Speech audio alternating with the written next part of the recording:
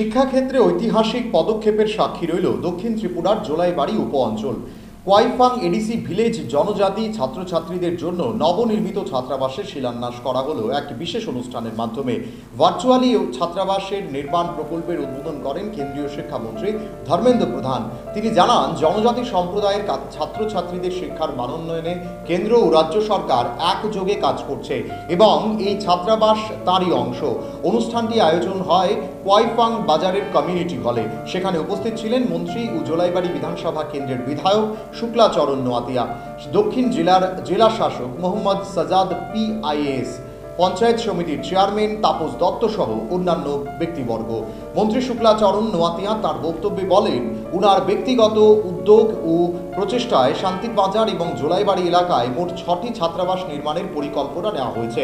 তিনি আরও জানান, কেন্দ্রীয় সরকারের PM জনমন প্রকল্পের আওতায় এই হোস্টেল নির্মাণ হচ্ছে, যার ফলে জনজাতি সম্প্রদায়ের ছাত্রছাত্রীদের উচ্চশিক্ষার পথ আরও সুগম হবে।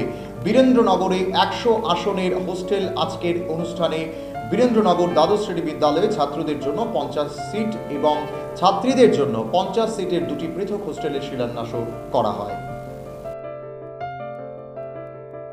আমাদের ভারত সরকারের শিক্ষা দপ্তরের মাননীয় মন্ত্রী, ওনার হাত ধরে আজকে এই ফাউন্ডেশন স্টোন লাইং হচ্ছে। তাই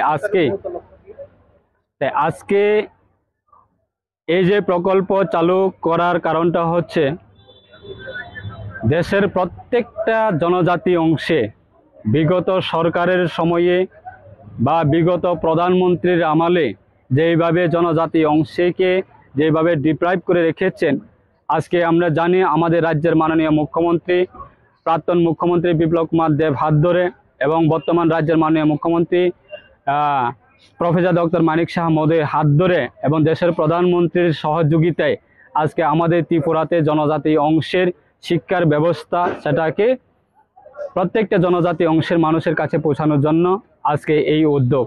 তাই আগামী দিনে আমাদের বিশ্বাস, আজকে ভারত সরকার দেশের প্রধানমন্ত্রীর নেতৃত্বে ডিজিটালাইজেশন হচ্ছে এবং রাজ্যের মাননীয় মুখ্যমন্ত্রীর নেতৃত্বে ডিজিটালাইজেশন হচ্ছে।